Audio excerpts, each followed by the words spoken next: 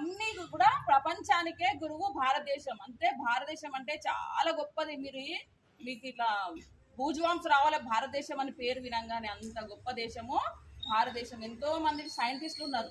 అట్లా పతాంజలి గురువు అనమాట, మొట్టమొదటి గురువు. అయితే పతాంజలి ప్రోడక్ట్స్ వస్తున్నాయి ఇప్పుడు, అది కాదు పతాంజలి, ఆయన పేరు పెట్టుకున్నాడు అనమాట. మీకు రామ్దేవ్ బాబా తెలుసా? పతాంజలి ప్రోడక్ట్స్ అమ్మే వ్యక్తి. ఆ వ్యక్తికి చిన్నతనంలోనే ప్యారలైజ్ అయింది అనమాట, పెరాలసిస్ వచ్చింది అనమాట.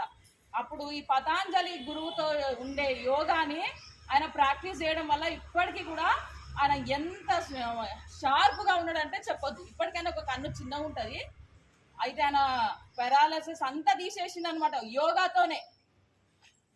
కాబట్టి అయితే 2014లో ప్రధాని మోడీ గారు ప్రతిపాదన చేసిందన్నమాట, ఏమని? యోగా డేని చేద్దామని చెప్పి. అప్పుడు ప్రపంచ దేశాలు ఐక్యరాజ్య సమితిలో ఇది ఆమోదం చేసిందనమాట. ప్రపంచ దేశంలో ఐక్యరాజ్య సమితిలో 193 దేశాలు ఉన్నాయి. 193 దేశాలలో ఎంబడే 177 దేశాలు ఓకే చేసినాయి అనమాట. 177 కంట్రీస్ ఓకే చేసిన ఎంబడే ఇమీడియట్ గా మోడీ ఆమోదించిన ప్రకటనకు. అయితే మిగతా 75 డేస్లో మిగతా 193 డేస్ కూడా 193 కంట్రీస్ కూడా ఓకే చేసినాం అనమాట. అయితే మనం జూన్ 21 అంటే 21 ఎందుకు యోగా డేగా చేస్తున్నాము, మీకు ఏమైనా ఐడియా ఉందా? అంటే మొత్తం కాల పరిమితిలో జూన్ 21 అనేది పగటి కాలం ఎక్కువ శాతం ఉంటుందంట. పగటి కాలం అంటే ఎక్కువ డే ఉండేది జూన్ 21 అనమాట. అందు గురించి దీన్ని యోగా డేగా ప్రకటించారు అనమాట. అయితే ఢిల్లీలోని 2015లో ఢిల్లీలో రాజ్పథ్లో ఫస్ట్ యోగా డే నిర్వహించారు. అప్పుడు 37 వేల మంది, 37,000 మందితో యోగా చేసిండు మొదటిసారిగా మోడీ మన ప్రధాని గారు. అప్పుడు ఇది గిన్నిస్ బుక్ ఆఫ్ వరల్డ్ రికార్డ్లో చేరిందనమాట. అప్పటి నుంచి కూడా మిగతా కంట్రీస్ కూడా అంటే యోగాలో ఇంత మహత్యం ఉందా, యోగా ద్వారా మనం ఇన్ని చెయ్యొచ్చా? చెప్పినా కదా మీకు, వాటర్లో నడవచ్చు అనమాట. యోగా ద్వారా మనం ప్రాక్టీస్ చేస్తే వాటర్ పైన నడవచ్చు, వాటర్ పైన పడుకోవచ్చు, తర్వాత గాలిలో తేలొచ్చు కూడా.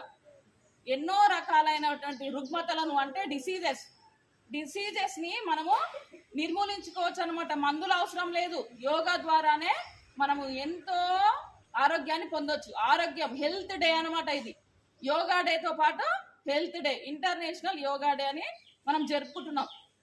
ఈరోజు మన ప్రధాని గారు శ్రీనగర్ వెళ్ళిరు అనమాట, జమ్మూ కాశ్మీర్. అక్కడ అర్లీ మార్నింగ్ యోగా చేస్తున్నారు. అయితే యోగా అనేది మనిషికి చాలా ఇంపార్టెంట్. ఎన్నో లాంటివి ప్రెషర్ ఉంది, డిప్రెషన్ ఉంది, ఐ సైట్ని కూడా మనం తగ్గించుకోవచ్చు యోగా ద్వారా. తెలుసా మీకు? కంటి యోగా ఉంటుంది అనమాట. అంటే కళ్ళను రౌండ్గా తిప్పడము, ఒకసారి లెఫ్ట్ చూడడము, ఒకసారి రైట్ చూడడము, పైకి చూడడము, కిందికి చూడడము, లాస్ట్కు రౌండ్గా తిప్పడం అనమాట. ఈ కనుగుడ్లు ఏవైతే ఉంటావో దానివల్ల గుడ్డితనం వచ్చిన వాళ్ళు కూడా మళ్ళీ కంటి చూపుని పొందిరు అనమాట. అంత గొప్ప యోగా. తర్వాత యోగాలో కూడా ప్రాణాయామాస్ ఉన్నాయి అనమాట. ప్రాణాయామ అంటే ప్రాణాన్ని బతికించడం అనమాట. ప్రాణ అంటే లైవ్, బ్రతికించడం అనమాట. యోగా ద్వారా మనము ప్రాణాయామ ఎట్లా అంటే రకరకాలు ఉన్నాయి. డీప్ బ్రీత్ ఉంది, స్లోగా బ్రీత్ ఉంది, బ్రీత్ లోపలికి తీసుకొని బయటికి పంపించడం ఉంది, భస్త్రిక, ప్రాణాయామము, ఇట్లా రకరకాలు అనమాట. ఈ చిన్న అన్నీ కాకపోయినా చిన్న 3 రకాలైనటువంటి ప్రాణాయామాస్ ఉంటాయి. దానివల్ల మనలో ఉన్న లంగ్స్ ప్రాబ్లమ్స్, ఎటువంటి ప్రాబ్లమ్స్ అయినా మనము క్లియర్ చేసుకోవచ్చు అనమాట. అయితే మన కరోనాలో మన దేశము ఈ యోగా ద్వారానే ఏమంటాం, మరణ రేటు, డెత్ పర్సంటేజ్ చాలా తక్కువ అన్ని దేశాల కంటే. ఎందుకు అంటే యోగా. తర్వాత మనం తినే ఆహారం, ప్రతి ఆహారం, మన ఆయుర్వేదం మన ఇంట్లోనే ఉంది, కిచెన్లోనే ఉంది.